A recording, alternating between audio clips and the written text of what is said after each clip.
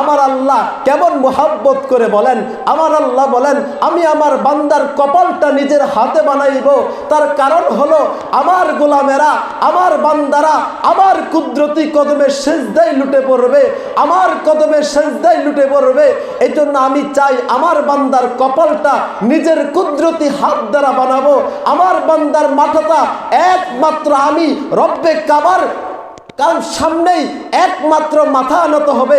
আমার বান্দার কপালটা পৃথিবীর কোনো মানুষের সামনে মাথা আনত হবে না। আমার বান্দার কপালটা শুধু আমার সামনেই মাথা নত হবে।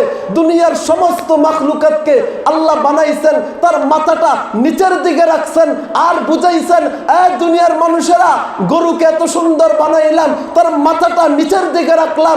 গাছ এত বড়, তার মাথাটা নিচের দিকে রাখলাম। গোড়া এত বড়, তার মাথাটা নিচের দিকে রাখলাম। সমস্ত মাখলুকাত তার মাথাটা নিচের দিকে রাখলাম। তার কারণ হলো তারা আমার সেজদায় লুটে পড়ে আছে। মানুষকে বানাইলাম, তার মাথাটা উপরে থাকবে, শুধু মাথা নত করবে তো আমার কদমেই নত করবে, অন্য কদমে নত হবে না। মুসলমান এক আল্লাহর সামনে মাথা নত করে, অন্য কার সামনে মুসলমান মাথা নত করতে পারে না। কথা বলেন ঠিক কিনা?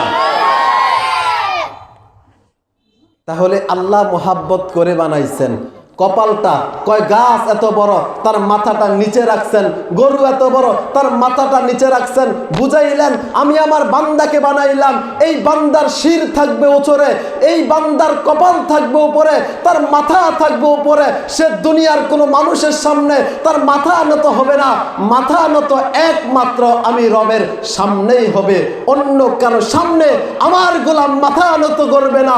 মুসলমানের ঐতিহ্য যদি ধরে রাখতে পারে, মুসলমান তো বীরের জাতি, মুসলমান তো খালিদ বিন ওয়ালিদের জাতি, এটা যদি মনে রাখে মুসলমান কোথাও কোনোভাবেই বেইজ্জতি হবে না, লাঞ্ছিত হবে না, অবদস্থ হবে না।